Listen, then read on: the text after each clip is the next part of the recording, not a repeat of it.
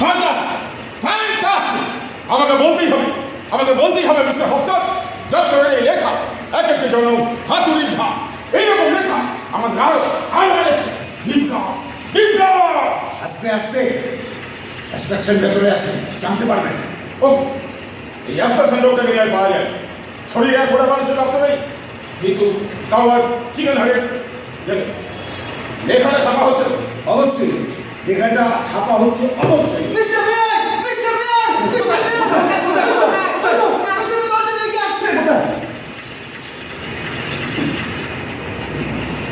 বিনা অনুমতিতে এভাবে আপনাদের দপ্তরে প্রবেশ করার জন্য আমি দুঃখ প্রকাশ করছি। আসলে আজ দুপুরে আমার বাড়িতে এক বেশি ঘটনা ঘটেছে, যার সঙ্গে আমি খুবই যাকে বলে বিপর্যস্ত। ঘটনাটি আর কিছু নয় যে আমার বাচ্চার মেডিকেল অফিসার ডক্টর টমাস হকম্যান ঘটনা চক্রে যিনি আমার কনিষ্ঠ ভ্রাতা, এই doctor হকম্যান as a medical officer of the works কোথা থেকে একটি রিপোর্ট সংগ্রহ করেছেন যে বাচ্চার জলে দোষ আছে, সুতরাং তাকে অবিলম্বে তার সংস্কার সাধন করতে হবে।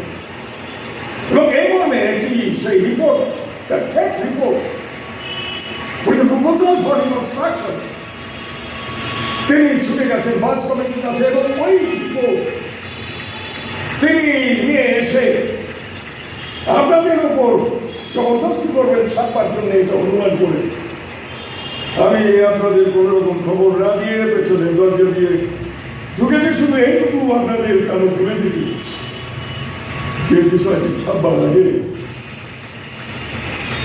আপনারা এই সত্যাসত্য সম্পর্কে একটু জেনে নেবেন।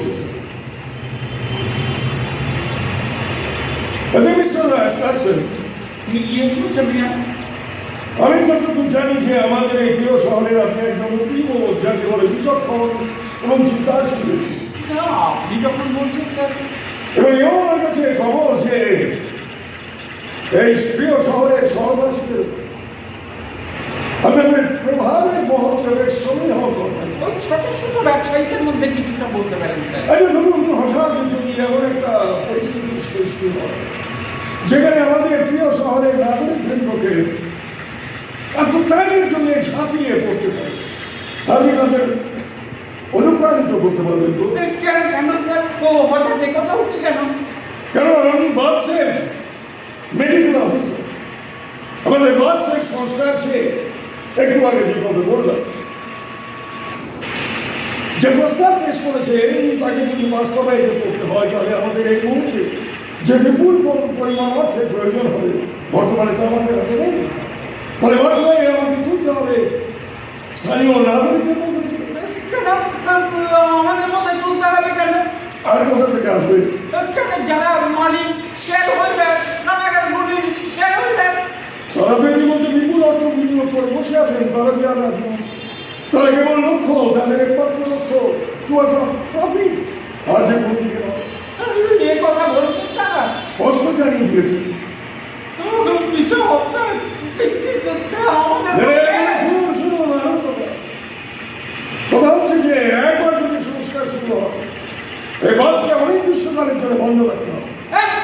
তাহলে আমরা ছোট ছোট ব্যবসায়ীরা পাই কি করে যারা স্নানাগারগুলোর মধ্যে সে প্রশ্নের জবাব তো দেওয়ার দয়াবান নয়, সে প্রশ্ন দেবেন আপনারা মিস্টার হফস্টাড, মিস্টার মিনি।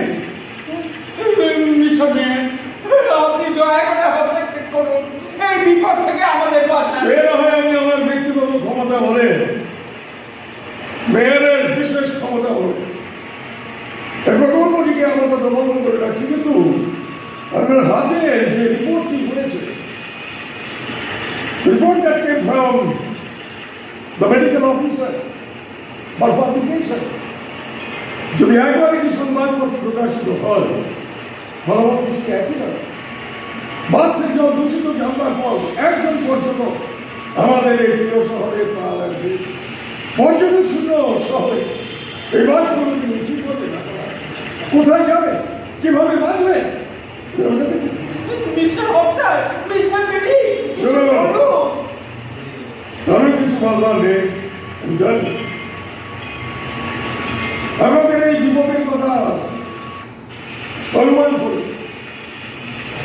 এবং বিশেষ করে আমাদের প্রিয় শহরের নাগরিক বৃন্দকে এই বিপর্যয় থেকে রক্ষা করবার একটি মাত্র উপায় হিসেবে আমি যেটা স্থির করে এসেছি সেটি হচ্ছে একটি রিপোর্ট। যে রিপোর্টটি আমরা তৈরি করেছি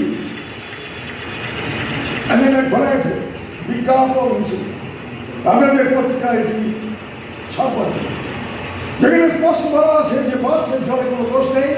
There is no contamination of the water. Water is absolutely pollution free, pure.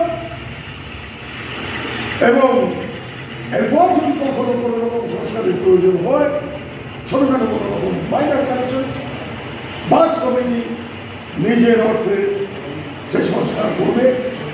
কোনোভাবেই স্থানীয় মানুষ নাগরিক বৃন্দের উপর কোনো রকম আর্থিক চাপ তৈরি করে। এখন আপনারা যদি মনে করেন সবেন, যদি মনে করেন ডক্টর স্টকম্যানের পক্ষে যাবেন, আপনাদের